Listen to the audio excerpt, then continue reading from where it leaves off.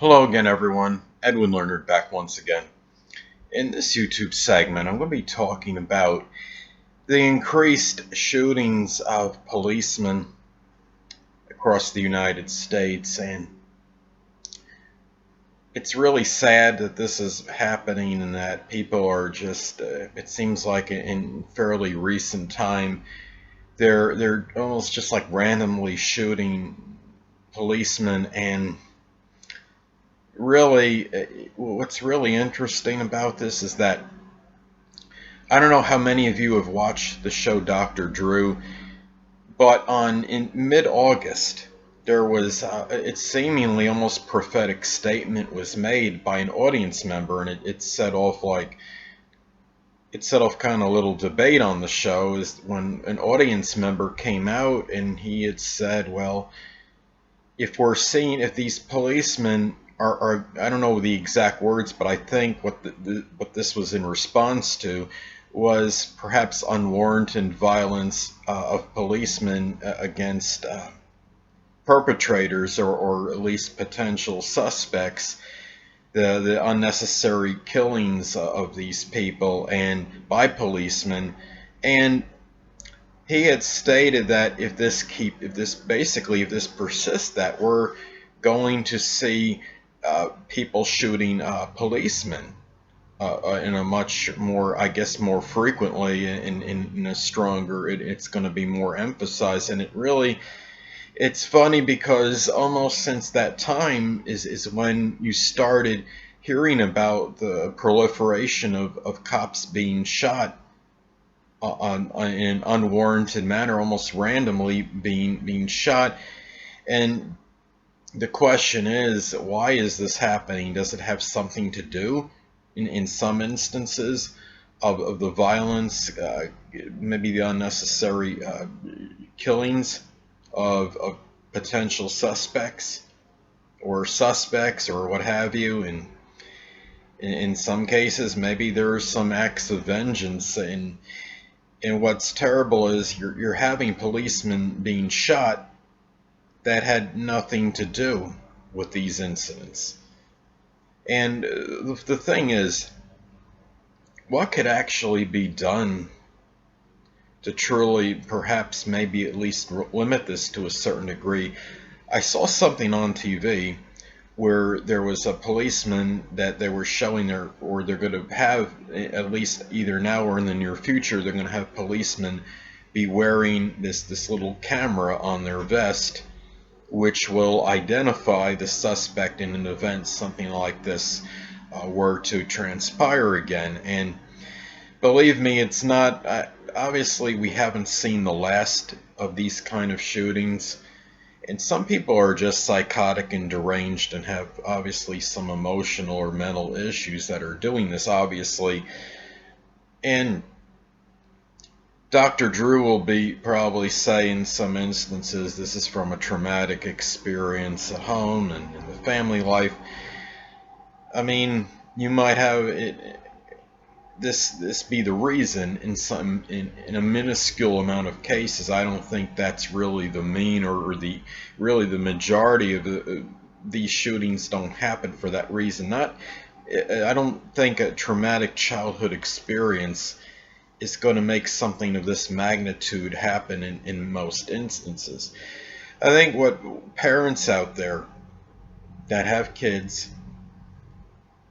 that are in school need to really emphasize, I think, the fact that they need to be with the right contemporaries and peers. A lot of times it's by the company you keep.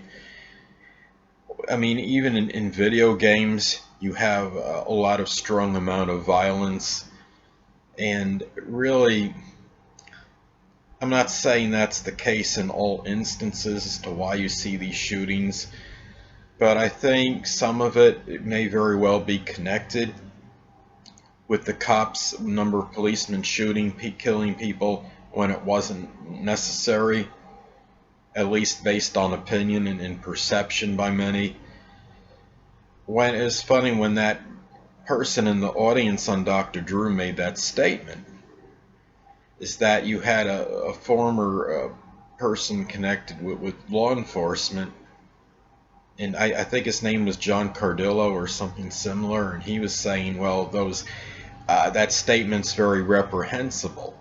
And then I think it was someone else on the Dr. Drew, one of the social commentators, had spoke out and said something to the effect, "Well, your statement is reprehensible, but by what you're saying, in that these because he had said something in addition to what I had remembered that made the statement, I guess, somewhat reprehensible in the social commentator's mind." Now, really, the thing about this is this going to turn into like a perpetual war between these people and the policemen now?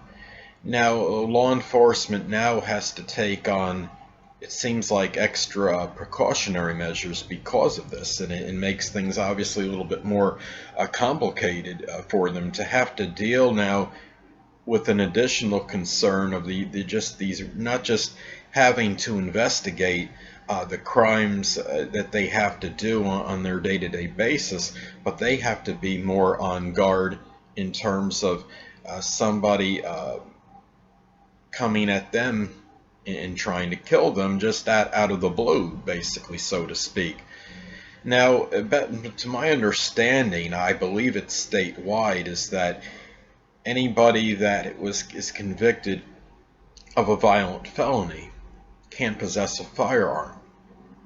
Now, this is one of those things where I feel ambivalent, I'm ambiguous about a little, because let's take an example of somebody that carries, a person that was convicted of a violent felony, say at 18 years old.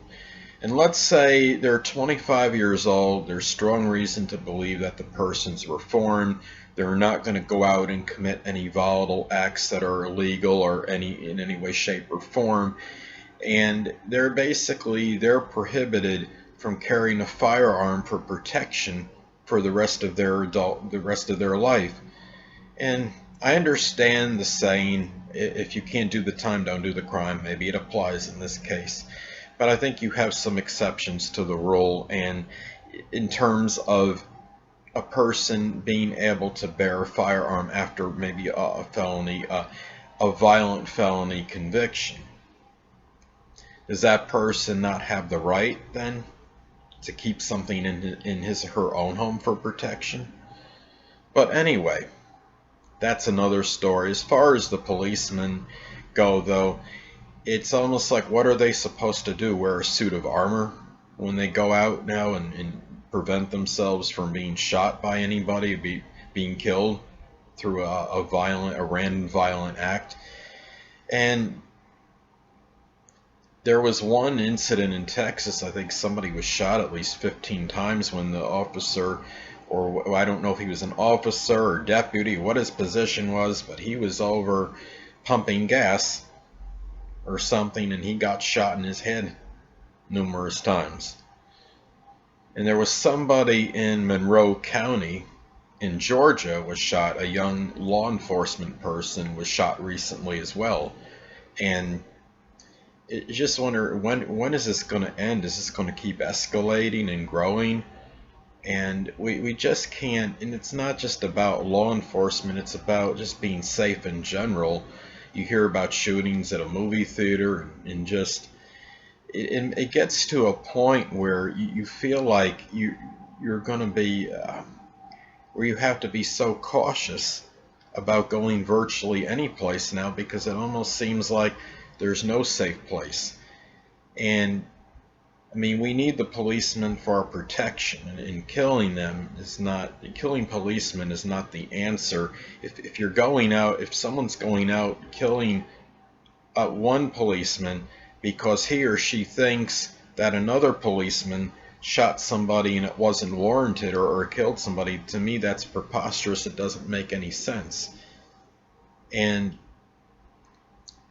also, just going out and trying to kill policemen in general, that's just not, it doesn't, to me, that doesn't make any sense. A lot of the instances where policemen had killed somebody in what was seen as unnecessarily, it was based on a spontaneous, quick decision. And it's hard for us, I think, to really judge them because these are decisions often that are made on the spur of the moment. There's no infallible person. We all have defaults and flaws. Now, in some cases, the person may have been inexperienced and really didn't react in the right manner. Maybe training, maybe there needs to be more extensive training as far as the police officers knowing as far as when you're shooting to kill and when not to, or and when not to shoot, period. And maybe the law enforcement needs to enforce these things, I think, as far as training goes for the policemen. Well, anyway, people, that'll conclude this YouTube segment for the shootings of policemen. And until next time, people, Edwin Learnard saying, stay well.